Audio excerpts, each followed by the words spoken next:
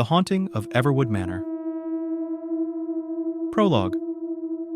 Everwood Manor stood abandoned for decades, whispered to be haunted.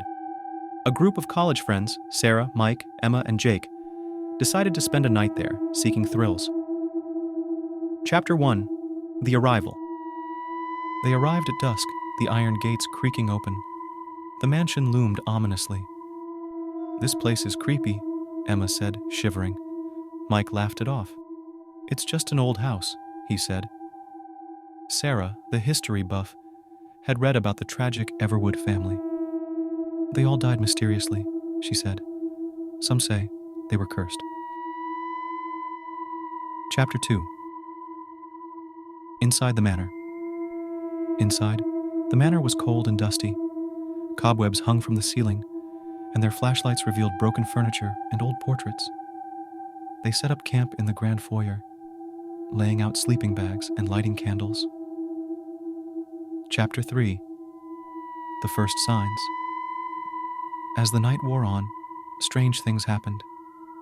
The temperature dropped suddenly. Emma felt a cold hand brush her arm, but no one was near. Doors creaked open and shut on their own.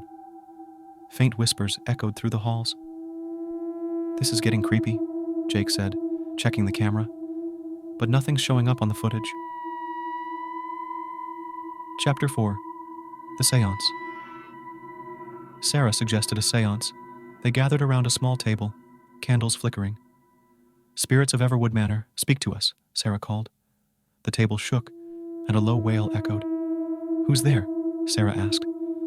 The wailing grew louder. Emma screamed as an invisible force yanked her hair. "We need to stop," Mike shouted, but Sarah was determined. "We have to know what happened here," she said. Chapter 5. The Apparition. Suddenly, the wailing stopped. A glowing figure appeared. A woman in a Victorian dress, her face twisted in anguish. "Elizabeth Everwood," Sarah whispered. The ghostly figure floated towards them. "Help me," she moaned. "Release me from this torment." Sarah asked, "How can we help you?" Elizabeth pointed to an ornate box on the mantel. "Destroy it," she said. "Break the curse." Chapter 6. The Aftermath. Jake smashed the box with a heavy stone. A gust of wind swept through the room, extinguishing the candles. The oppressive atmosphere lifted. Elizabeth's apparition smiled sadly and faded away.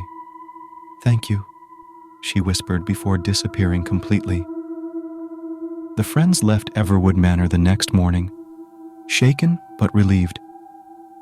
The video footage was corrupted, but they knew what they had experienced was real. Epilogue. Years later, the friends would reunite and reminisce about that night. The manor remained abandoned, its secrets now part of their shared history. The legend of Everwood Manor lived on, but with a tale of redemption and release.